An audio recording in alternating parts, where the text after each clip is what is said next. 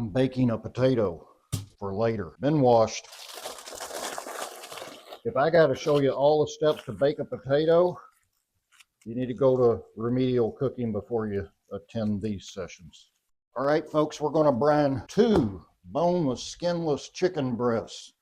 They're going to be so tender and juicy and relaxed. Don't tell them how this ends. Select one of the kitchen knives that your husband maintains with a surgically sharp edge. If he doesn't, start introducing him as your first husband until he gets his act together. Score these here chicken breasts into a 4D chessboard. I know I said I wasn't going to get into politics. That's not politics, just a joke. Relax. Don't forget the little sister.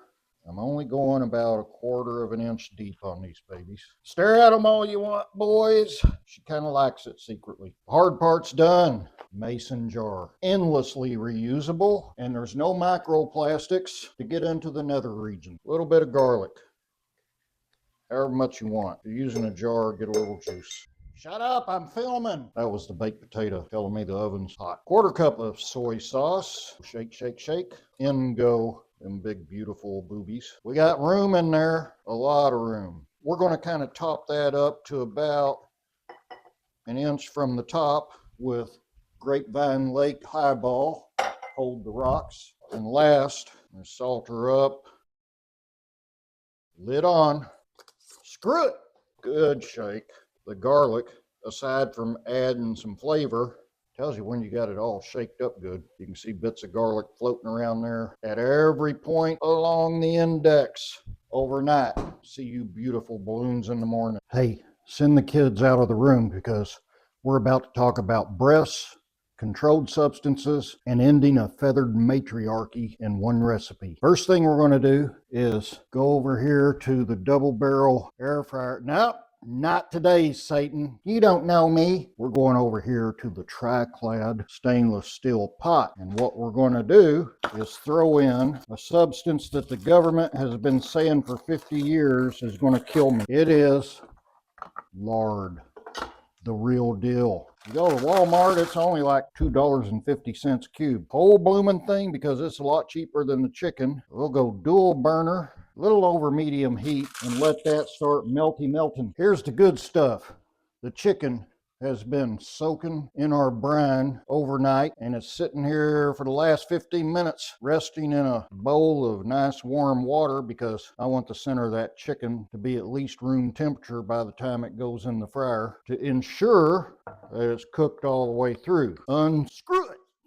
Here it comes. 1 chicken chest. 2 chicken chests. We're going to rinse those off real good because if we don't, it'll be saltier than 6-month-old dry cod in Iceland. And spread it out so all the chessboard is rinsed out in between the crevasses. Get rid of that garlic.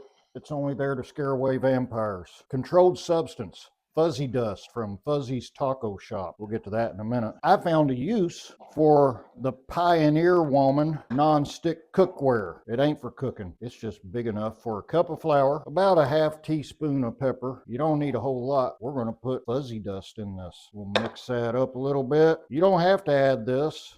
I put in about a teaspoon, roughly. But if you want it to go next level, totally extra legal for your taste buds, throw you some of that in there. Take a whisk. Good for mixing up dry ingredients. That's a good flour mixture. Set that over here to the side. 1 premature chicken.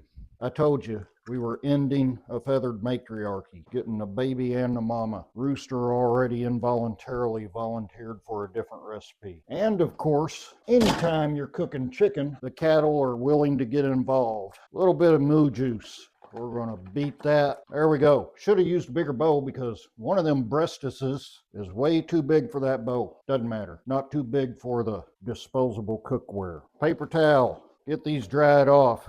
The moisture to make the flour stick is going to come from the egg and moo juice. Is that on camera? I don't know. I need a step stool to see my camera screen. We'll just set it over here in the middle of our flour mixture so you can see the egg wash getting right up in there. We're going to dust that all over with our flour. Flip it, flop it, bend it. It ain't going to break. It's raw chicken. What do you mean it's break? I didn't cut it that deep. It's all in there. I think it's all in there. Shake it off a little. Throw it right on here on the clean counter. That's all right, the wife will clean it up. Dry number 2 off. I don't know how big the rest of this chicken was, but man, it had some bodacious tatas. You can do with less flour if you're real meticulous and you want to work at this for hours. I just like to get her done. Number 2, missed a spot. There we go. Gently into the fryer.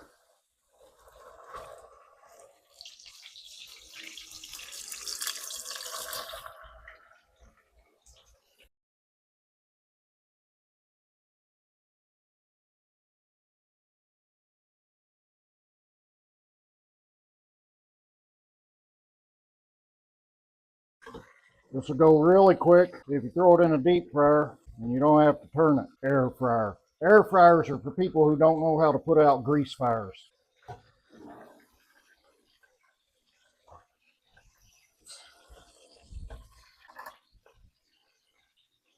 Before all that grease is drained out, just a little another touch of fuzzy dust. Now what are we going to have with this? Another tri-clad pan, the skillet.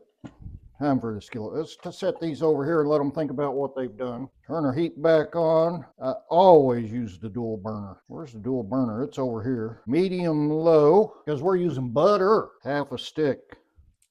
If you can figure out how to open it. Get out of there. Stainless steel flatula for the flipping and the flopping. Let the whole darn thing melt until, just like me, there is no substance left. Matchstick carrots. Get off there.